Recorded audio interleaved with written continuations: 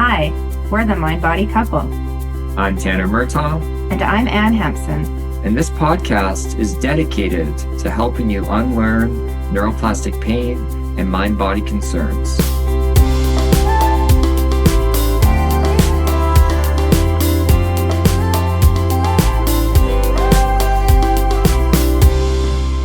Hi, everyone. Welcome back to our podcast today. Hi, everyone.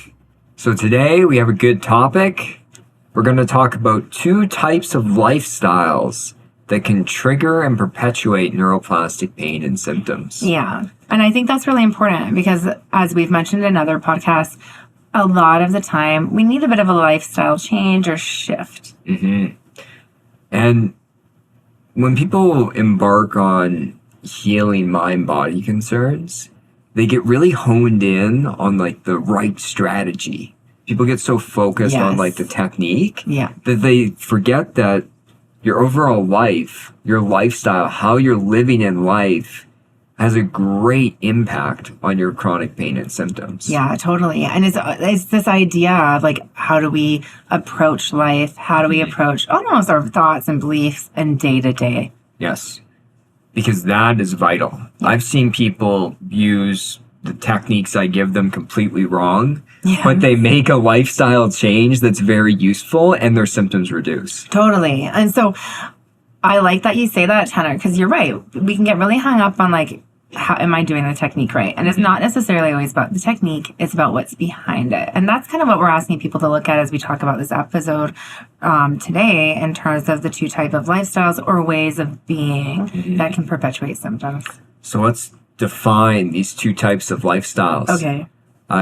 Before this, I just made like excessive PowerPoint slides on this. So are you relating to the sympathetic lifestyle? Yeah, so the first type of lifestyle is high sympathetic lifestyle. Mm-hmm. So this is a lifestyle that perpetuates a state of fight or flight. Yep. And we'll define it a bit more in a second. But the second type of lifestyle is a low dorsal vagal lifestyle. Mm-hmm. A lifestyle that perpetuates a state of shutdown, despair, and numbness. Yeah, and it doesn't mean like you have to be in either or always in one of these lifestyles, but often people can kind of relate one way or another. Mm-hmm. Yeah, it could be either or you can kind of oscillate between the 2. Yeah. Like for myself, at periods of my life, I've fallen into both of these categories. Mm-hmm. Personally, I tend to lean more heavily on the high sympathetic lifestyle. Mm-hmm. Hence your example of the excessive PowerPoints that you were creating on this. It was a good PowerPoint presentation, though, I made. I bet it was very intense. It was a little intense. And I've over the years, I've really dialed it back compared to like University Tanner. It's true. Shockingly, he has. Mm-hmm. Yeah. But okay, so explain more about your experience, Tanner, in the high sympathetic lifestyle. Yeah, so a high sympathetic lifestyle, what this can look like is perfectionism, obsessiveness, excessively working, you're hyper-focused, you have a high amount of pressure you're placing on yourself, self-criticism, really just always staying busy and moving towards extremes. So whether that's in work, school, hobbies, relationships, you're always moving towards extremes. Mm-hmm. It's nothing or it's everything. And then we have this excessive almost consumerism that I see sometimes with people, where they're always, and we live in a capitalistic society, so this exists. We're all falling victim to that to some degree. Right. But I see this excessive consumerism that takes place sometimes. Yeah. And a lack of caring for basic needs, like diet, relationships, sleep. Yeah. And so you may not relate to all of these. I just made an extensive list. But this is what a high sympathetic lifestyle can look like. Mm-hmm. What about, and like you kind of mentioned this, but it's not quite defined. What about just like overall intensity? Yeah. Well, all of these things lead us to live a very intense way. Yeah. Now, whether you're talking high sympathetic or low dorsal vagal lifestyle, a lot of this links back to trauma or overwhelming events. And I want to be clear about this. I'm not in any way blaming people for living this way. No. It's not a blame thing. You're not at fault for all of a sudden developing that, because all the moments in your life led you to this, right? To functioning in this way. And it's not always bad when we function in this way. It can No. be truly successful. It can be really like helpful in a lot of ways. And I know we've talked about this in our perfectionism episode, but we want to be able to kind of notice, is this perpetuating pain and symptoms? Yeah.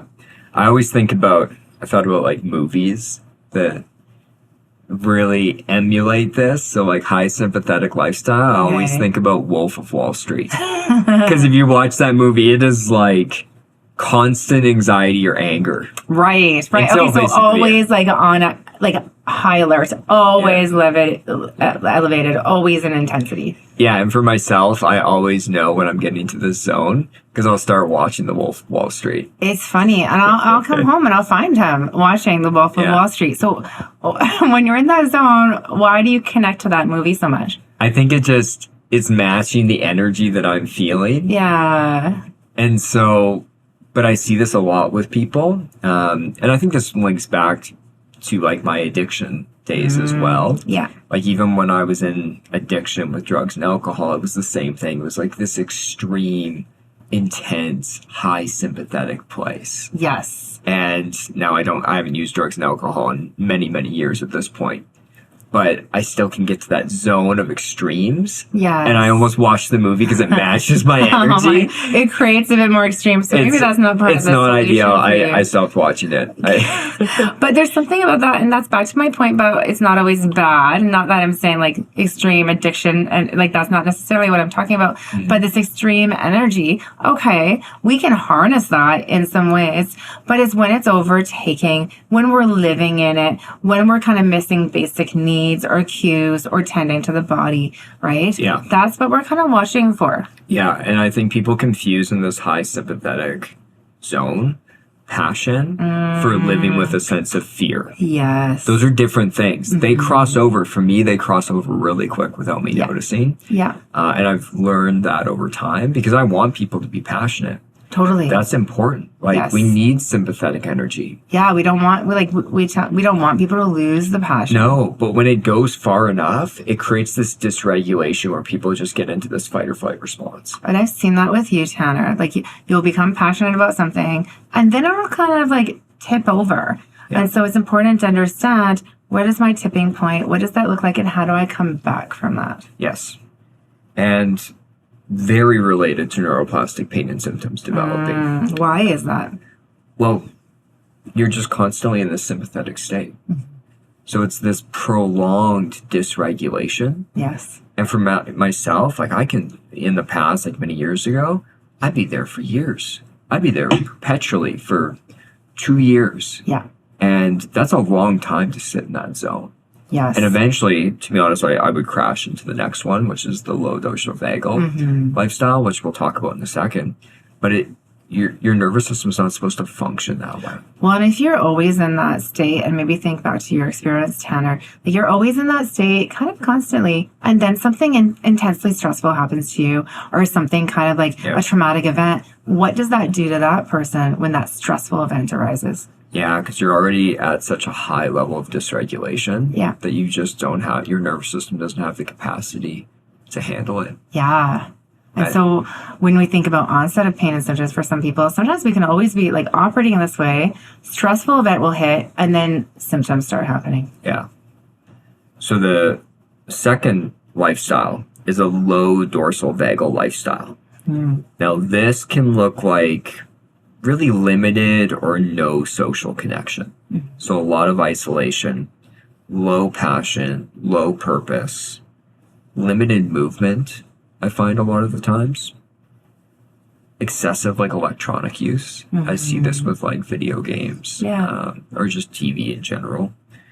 Avoiding engaging in the world, so making your world very small. Limited time outside in nature, so always being in your house. And again, poor self-care as well. So diet, hygiene, sleep habits start to fall. I think with this one, Tanner, a lot of people, more so than sympathetic state, would say, well, I definitely don't choose to be in that low dorsal vagal. Yeah. And I think either way, all the moments before in your life has kind of led you to that. And people, to be honest, have a preference one or the other. You'd be surprised. Like people potentially prefer one or the other. Yeah. But it's this dysregulation in your nervous system that's driving both. And then these lifestyles happen and they dysregulate you further. For the low dorsal vagal lifestyle, what would be an example of things that dysregulate further into that? So you think if someone's feeling in the low dorsal vagal, like shut down, collapse, numb, despair mode, this is where depression kind of lives. Yeah. And this is very associated with trauma, like having trauma in the past. But what happens then is they isolate themselves. They don't have a good diet. Sleep habits become poor. Their main connection is usually through electronics. All of that's going to sink someone further into shutdown. And a lack of movement. We're going to talk about this later on in this podcast, but you need movement. Yes. To regulate your nervous system, movement's essential. And it's confusing because it's really difficult because the instinct, especially when you're in low dorsal vagal, all of that becomes hard. So everything you list becomes really, really difficult to do. And so the instinct is just the shut down even more. Yeah. I find with either of these, with high sympathetic, when people are feeling fight or flight, they push even harder. They just push themselves harder and harder. With low, people just sink further. Yeah. So they perpetuate one another. And that's why thinking about your lifestyle matters. Yeah. And with low dorsal vagal, again, our nervous system wasn't meant to sit in that zone for a prolonged period of time. We were meant to regulate. Your nervous system is meant to be flexible. But if you're in this shutdown mode, you're much more likely to develop chronic pain and symptoms as well. Yeah. So either or really can perpetuate our symptoms. And I think it's important for people to know that. Yeah. And it starts with recognizing, okay, where would I fall? What perpetuates my symptoms? What kind of reinforces them or the belief around them? Yeah. And so here, this leads to one of the favorite things I have to talk about with clients, actually. And it is the greatest mind-body mistake that I see. So when people are on a mind-body journey, this is one of the greatest mistakes. Myself, I have made this mistake in the past many times, even after I got out of pain. And the mistake is this, is people try to use the healing strategies and the nervous system regulation strategies and anything else as a way to maintain the lifestyle that is sending cues of danger. So you're talking about using the strategies, but not changing the lifestyle. Yes. So I've seen people both in high sympathetic and low dorsal vagal do this. Yeah. So in the high sympathetic, you see this, where people don't want to separate from their perfectionism or their obsessiveness. They want to push. They want to be excessively successful. Yeah. In this very high alert way. So they try and use everything that's out there in terms of strategies to regulate themselves enough so that they can maintain that. But in that lifestyle, you're just constantly being sent cues of danger. So for you, when you made that mistake, what was it like and how did you realize that you're doing that? Yeah, I noticed, I was pretty aware of myself. So it wasn't long before I realized that this was happening. But I had certain goals that I wanted to meet, unrealistic goals for timelines. This is even many years back. And I wasn't willing to change that goal. So I just used everything I could so that I could keep pushing forward. What did you notice? It doesn't work. It causes constant dysregulation, and your symptoms, you're opening yourself up to either your symptoms being perpetuated or if they've already gone away, for them to occur again. I think this point can be hard for people to hear because it does mean maybe changing things a little bit. Yes. Making some shifts. Yeah. This approach it involves a lifestyle change for the majority of people. Not everyone, I'm not saying. Like there's some people out there just in the way their symptoms came about. They may not need to change their lifestyle, but the majority of people. And it doesn't mean we're not saying, yes, you must quit your job and you must do this. Yeah. But it means making some shifts maybe in the day-to-day living and how we approach life. Yeah. And in the low dorsal vagal, you see the same thing where people, for lots of different reasons, and again, this is not a blame thing. I want to be clear as we're talking about this. You're not at fault for being in this zone. but we need to provide our system cues of safety. In low dorsal vagal, I see people get stuck where they're using all the things trying to regulate, but they're not willing to widen the world. They're not willing to start to work towards socializing with others, which can be really scary. If people have experienced trauma, that's a hard thing to do. Yeah. So I don't want to downgrade that in any ways. That's a really difficult thing for a lot of people, but it's making small steps in that direction. Yes. Or a lack of movement. Yes. Because if we're not moving our body and using our body, it's really hard for us to ever feel regulated and have those symptoms completely reduce. Well, and I think something that's been said and researched pretty widely about what helps with depression is behavioral activation, which is exactly moving the body. And it works.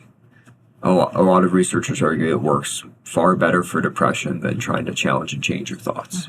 Which is interesting also, because I think we can fall into, all of us, almost as a society, of getting stuck in thinking. And a lot of the work when it comes to chronic pain and symptoms is stepping out of the head and focusing on experiencing the symptoms and feelings in the body somatically. Yes. And that's a hard thing to do. I know if you've been listening to our podcast for a while, we push that a lot. Yeah. It's a big thing. I think we need top down and bottom up, but I think more and more we're learning that bottom up can be very useful, meaning that like you're being in your body, you're being with your somatic self and creating feelings of safety. And as a result, the thoughts in your mind change. Well, and something, I agree. And something I noticed with that sympathetic lifestyle, often it's a lifestyle of being stuck in our heads, rumination, intellectualizing. Yeah. And that's a hard change. I know that from experience. And so, if you're listening to this and you identify with that high sympathetic lifestyle or the low dorsal vagal lifestyle, it means that some changes are likely in order. So you're going to benefit from the other things we talk about. The polyvagal approaches, the pain reprocessing therapy, feeling your emotions, experiencing, somatically what's going on in your body. All that's going to be beneficial, but we also need to make lifestyle changes.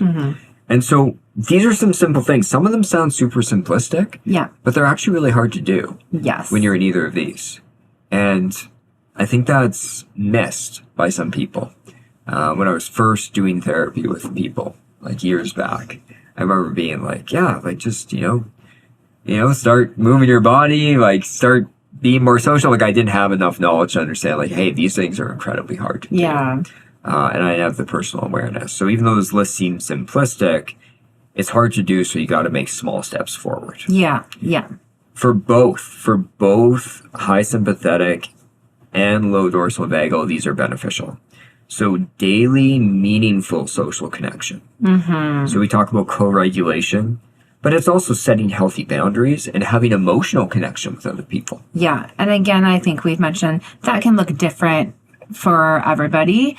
And social connection can be big, it can be small. That's okay. Whatever that looks like for you. And it's starting small at first and working your way up. The next thing is being part of a community that creates safety. And would that mean, Tanner, like a family system? Would that mean a wider community?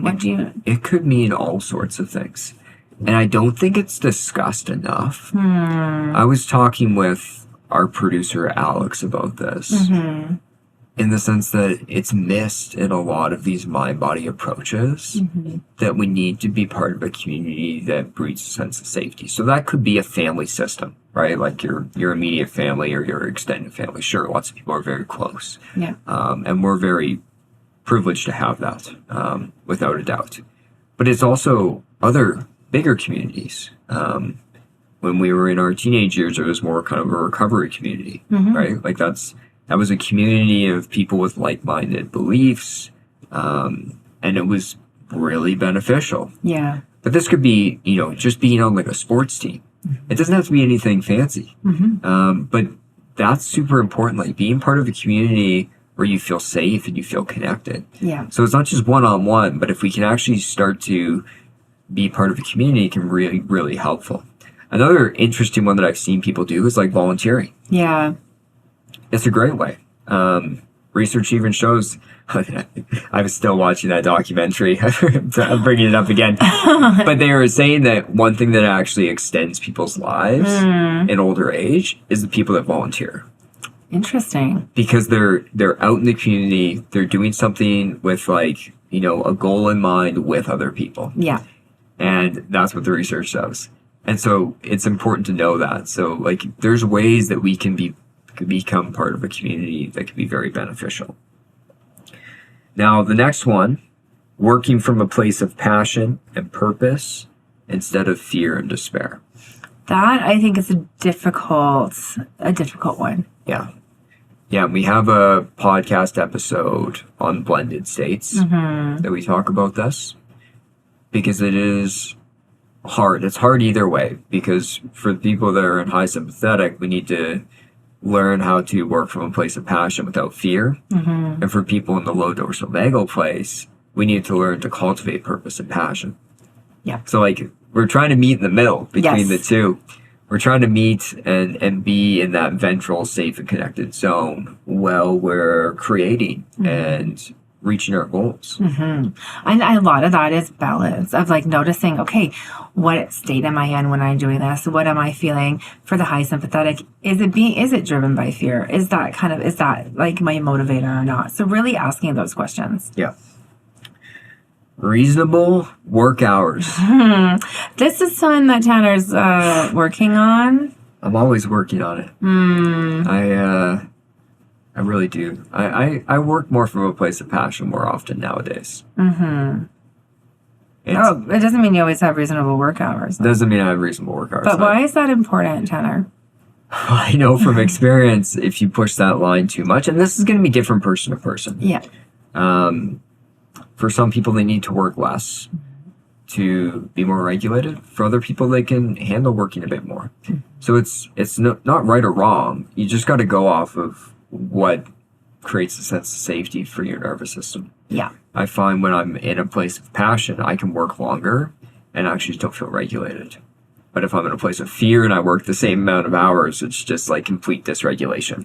Now, I think with this one, and I think you've experienced this, Tanner, choosing, okay, I'm going to work less can feel uncomfortable because it's exposure to that, like the challenging, that perfectionist or that drive or that anxiety. Yeah. And the opposite, like when I've been in a low dorsal vagal place, like I really needed to slowly titrate up the work hours because it felt so exhausting at first. Yeah. And so again, this highlights that we know these aren't easy and like moving towards in whatever place we're talking about is going to feel uncomfortable or difficult at first. Yeah. Next one. Daily movement. I love movement. Tanner's always moving. I just feel an immense amount of gratitude for like being able to move. Yeah. Because like when I was in chronic pain, like I couldn't. Like that's I didn't move for years, so like usually a couple times a week that dawns on me. I'm like, this is amazing. Like I was doing some like intense yoga the other day when you were at work. I was with our daughter. She was doing it with me a little bit. Kids are so bendy. You ever want to feel bad about yourself? Do yoga with young kids. Yeah. You're which is good for them, for their confidence, because my son's always like, I'm better at yoga than you. And I'm like, yeah, you are. Like, you can, but it's this daily movement. And it doesn't need to be a set thing. Don't go and do something that you don't want to do. That's not useful. Like for you, Anne, I know you don't like yoga. No. That's the thing. You're not a big yoga fan. That's all right. But that's what I mean. You like running around with Casper. Casper's the horse. We're bringing him up again. We're always bringing Casper up. So. But that's right. That's still like for me, that's like a movement I enjoy. So movement's important and make it enjoyable. This is important. I want to be clear about this for the high sympathetic lifestyle. Because people end up doing like these extreme workouts. Yes. They don't even want to do. Yes. Like I've been in that zone where I'm working out excessively, lifting weights. I don't even want to do it. Well, and that's it. When movement becomes a chore, something we don't want to do, something with pressure, all of that, that's the problem. Yeah. It's going to be challenging of whatever we're trying to kind of move towards lifestyle, but it shouldn't become something that we feel miserable about. Mm-hmm. Next is healthy diet. Now we want to put a disclaimer here. We can't tell you how to eat. We're not dietitians. Everyone's diet is different. Yeah, we're not dietitians or nutritionists or anything of that nature, so we won't mention of how you should eat. There's many different ways you can eat out there, and it's going to be different person to person, but we know from the research that at least somewhat of a healthy diet is going to help create nervous system regulation. Like, when I get to that high sympathetic zone, I just stop eating. Yes, it's true. This is the thing. Like, I'll just get, like, frail really quick. I'm a pretty skinny guy as it is, but it happens really quick because I stop taking care of my basic needs. And a similar thing can happen to me in a dorsal place. Yes. So that's usually an important piece, and of course reach out to professionals that can help you with that, but that's an important piece of all of this. Being in nature. Yeah, why is that important? Because obviously I think all of us listening, we know that, but what is it in terms of connection to pain? Well, the connection to pain is really that being in nature increases vagal tone, which actually what that means is that it makes your nervous system more flexible. So you could go into fight or flight, or you can go into dorsal and you can move out with more ease. Nature's something that does that. It really is greatly beneficial, and I think it's talked about a lot nowadays, which is good, because in our society we can be so disconnected from being in nature in any way. Yeah. And it's really good for our nervous system to be doing that. Kind of an interesting experiment with this would be to go out, pick somewhere in nature, spend a little bit of time there, and just see what that's like. See how that feels. See how your system feels. What is that experience? Give it a shot. Yeah, and I think here's a little experiment people could run. I think is exciting. Go and spend half an hour or an hour in nature a day. You don't have to drive out to the woods. I mean, like, there's enough wooded areas in a lot of areas, or at least be outside. That's the starting place. But I've noticed that if I do that consistently, day by day, I'm typically more regulated. Where are we at on this list here? Engage in activities from a lens of compassion instead of a lens of self-criticism. This is a hard one. I think a lot of people that I talk to recognize that they need more self-compassion, but it can be really hard to start implementing this. Yeah. But it's important because that self-criticism is part of both the sympathetic and dorsal vagal systems. Yes. And that is keeping pressure high. That is keeping, like, kind of fear high. Yeah. Yeah, so having this lens of, like, Kristen Neff talks about this a lot, right? Like a lens of self-compassion as you're moving throughout your life is essential. Yeah.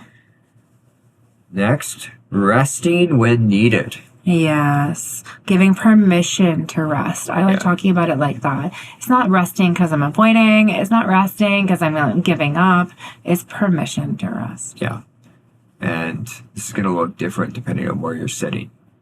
In the high sympathetic, I never would give myself enough time to rest. No. It wasn't something that was on my to-do list. It was just ignored.